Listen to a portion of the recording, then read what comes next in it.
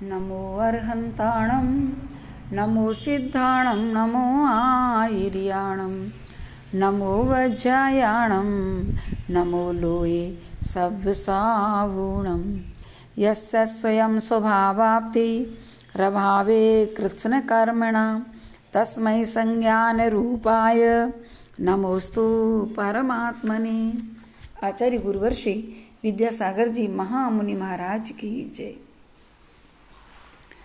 अब आचार्य भगवंत शिष्य से पुनः शंका करता है कि भगवान, न केवल मोक्ष में किंतु यदि स्वर्ग में भी मनुष्यादिकों से बढ़कर उत्कृष्ट सुख पाया जाता है तो फिर मोक्ष की प्राप्ति हो जावे, इस प्रकार की प्रार्थना करने से क्या लाभ है। तो आचार्य भगवंत बताते हैं कि संसार संबंधी सुख में ही सुख का आग्रह करने वाले शिष्य को संसार संबंधी सुख और दुख भ्रांत हैं, यह बतलाने के लिए आचार्य भगवंत आगे का छंद कहते हैं। वासना मात्रमेवैतत् सुखम दुखम च देहिनां तथा ह्युद्विज्यन्ते ते भोगा रोगा येवापदि। पुनः उच्चारण करते हैं। वासना मात्रमेवैतत् सुखम दुखम च देहिनां तथा ह्युद्विज्यन्ते ते भोगा रोगा येवापदि। देखो, देहिनां देहधारी यानी संसारी जीवों को, एतत् यह सुखम मन सुख जो इंद्रिय सुख है, च दुखम दुख वासना मात्र कल्पना मात्र है, तथा इसी से एते भोगा ये जो इंद्रियों के भोग हैं, आपदि आपत्ति के समय, रोगा एव उद्वेजयन्ति रोग की तरह व्याकुल करते हैं। कितनी अच्छी बात कही। जो इंद्रिय सुख हैं वो आपत्ति के समय रोग की तरह रहते हैं, भोग रोग हैं। आचार्य भगवंत ने पहले इसका पद्यानुवाद देखें। तनधारी जीवों का सुख तो मात्र वासना का जल है, दुख ये दुख है सुख सा लगता मृग मरीचिका का जल है। संकट की घड़ियों में जिस विध रोग भयंकर उस विध हैं, भोग सताते भोक्ताओं को भोग हित कर किस विध हैं, भोग हित कर किस विध हैं। सही बात है। यहाँ पर आचार्य भगवंत यही कह रहे कि संसारी जीव का यह सुख वासना मात्र है। वासना मात्र का अर्थ तृष्णा, यह एक लोलुपता है, वस्तुतः सुख नहीं है। कहते ना, देही नाम एतत् सुखम तु वासना मात्रम वस्तुतः एतत् दुखम एव। यानी कि संसारी प्राणी का सुख तो वासना मात्र है, वास्तव में देखा जाए तो दुख ही है, दुखमेव दुख है। देखो, आचार्य पूज्यपाद स्वामी ने प्रविचार शब्द कहा है कि पीड़ा का प्रतिकार मात्र है वासना। प्रविचार वास्तव में सुख नहीं है, दुख का प्रतिकार है। भूख लगी हमें तो हमने भोजन कर लिया तो क्षुधा की पीड़ा का निराकरण कितने समय तक के लिए, फिर पुनः भूख लगेगी। किसी को प्यास लगी तो हमने जल पी लिया, सिर्फ प्यास का प्रतिकार ही तो किया, प्यास समाप्त तो नहीं हुई ना, पुनः लगेगी 1 घंटे बाद। तो आचार्य भगवंत कहते हैं कि क्षुधा संबंधी पीड़ा का प्रतिकार करने के लिए भोजन दे देते हैं, पिपासा की पीड़ा का प्रतिकार करने के तो पानी पी लेते हैं।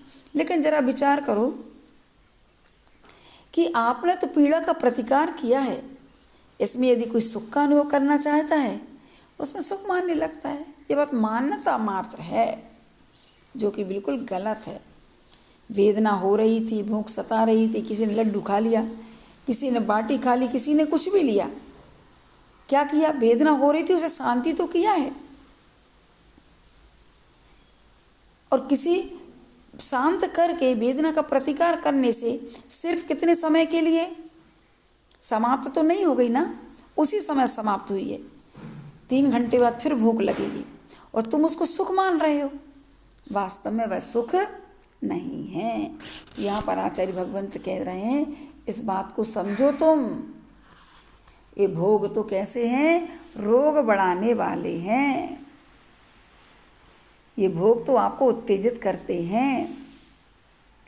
जैसे कि आपत्ति काल में रोग आपको उत्तेजित करते हैं ना, जिस समय आपत्ति अर्थात दरिद्रता हो या भयानक रोग हो जाए तो उस समय एक एक क्षण निकालना मुश्किल हो जाता है।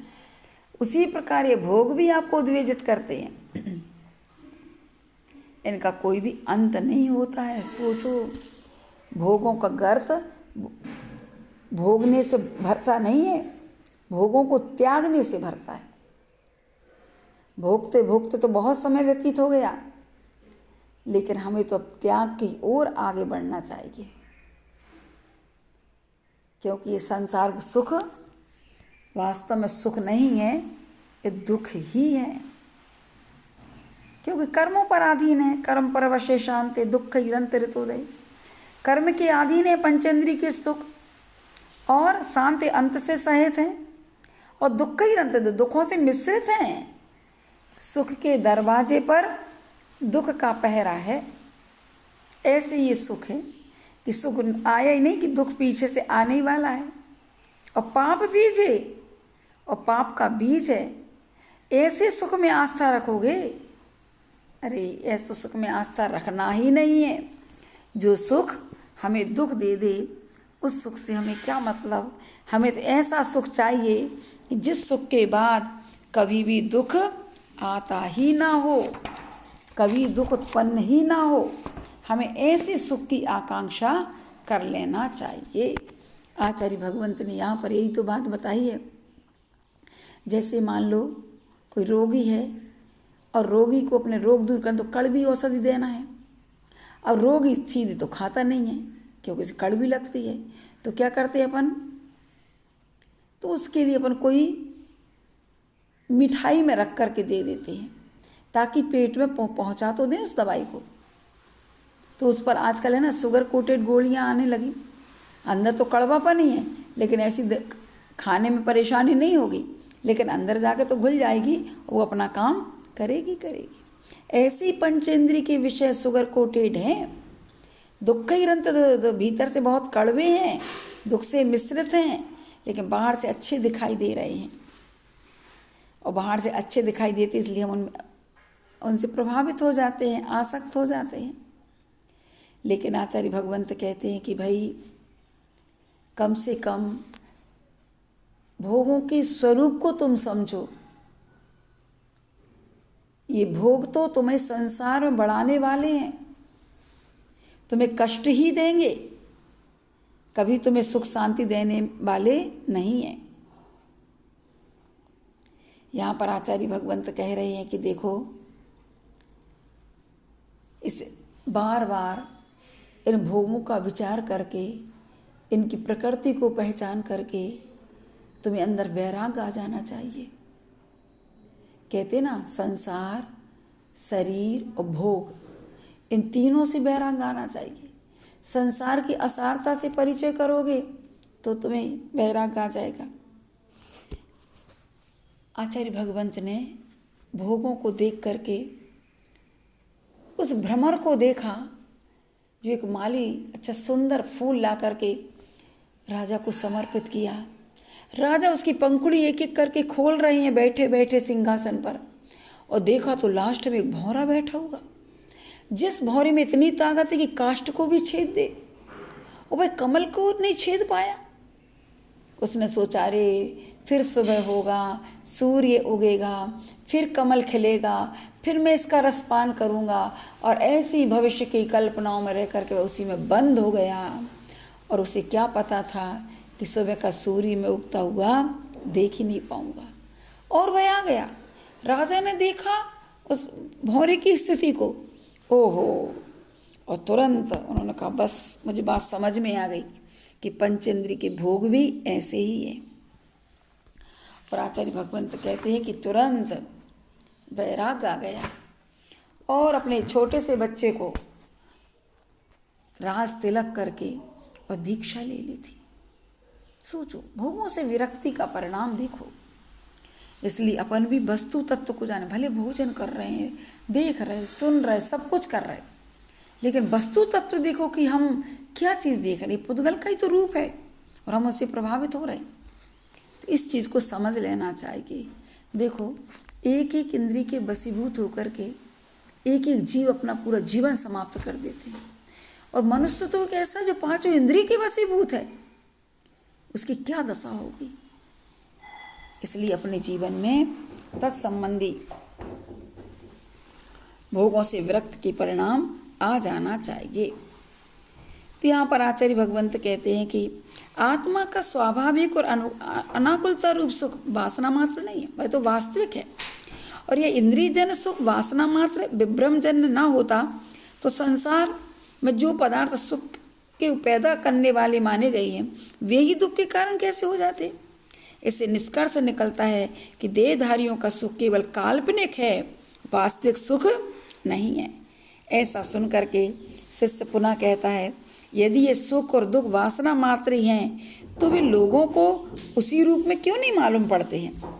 तो आचार्य भगवंत आगे का छंद कहते हैं, मोहेन संवृतम ज्ञानम स्वभावम लभते नहीं मत्तापमान पदार्थानाम यथा मदन को द्रवही। पुनः उच्चारण करें, मोहेन संवृतम ज्ञानम स्वभावम लभते नहीं मत्तः पुमान पदार्थानाम यथा मदन को द्रवई। ही नियम से मोहेन संवृतम ज्ञानम, मोह से ढका हुआ ज्ञान न लभते, बस जानने नहीं देता है, प्राप्त नहीं होता है। कहते हैं कैसे, यथा जिस तरह की मदन को द्रवई, नशीले कोदों को खा लेने से मत्तापमान पदार्थानाम, प्रमत्त हुआ मनुष्य पदार्थों को ठीक तरह से नहीं जान पाता, ठीक तरह से नहीं जान पाता। यहाँ पर वही बात आचार्य भगवंत कह रहे कि मोह के कारण से हम वस्तु तत्व का ज्ञान नहीं कर पाते हैं। देखो आचार्य भगवान ने पद्यानुवाद लिखा, पुरुष यहाँ उन्मत्त बना हो जिसने मदिरा पान किया, निज का पर का हिताहितों का उसे कहाँ वो जान जिया। मोह भाव से घिरा हुआ यदि जिसका भी वह ज्ञान रहा, स्वभाव को फिर नहीं जानता यथार्थ में अज्ञान रहा, यथार्थ में अज्ञान रहा। देखो, जीव का ज्ञान मोह से ढका हुआ है। ऐसा नहीं समझ लेना कि नीचे कोई पदार्थ उसके ऊपर कोई पदार्थ लाकर ढक दिया हो। समृता का अर्थ ढका हुआ, पर यहाँ ऐसा लेना कि एक मय हो रहा है, जैसे मोह के द्वारा स्वभाव का विभाव रूप में परिवर्तित हो जाता है। स्वभाव जैसे नीचे सुरक्षित हो फिर ऊपर से मोह की चादर डली हो, ऐसा नहीं है। मोहे समृतम ज्ञानम, मोह से ज्ञान मलिन हो गया है, विकृत हो गया है, मिथ्या हो गया है। जैसे कि कोई व्यक्ति शराब पी लेता है ना, तो उसकी बुद्धि कैसी होती है, पलट जाती है। वह डॉक्टर भी क्यों ना हो, यदि मदिरा पी रखी है तो अपना कार्य करने में सफल नहीं होता है।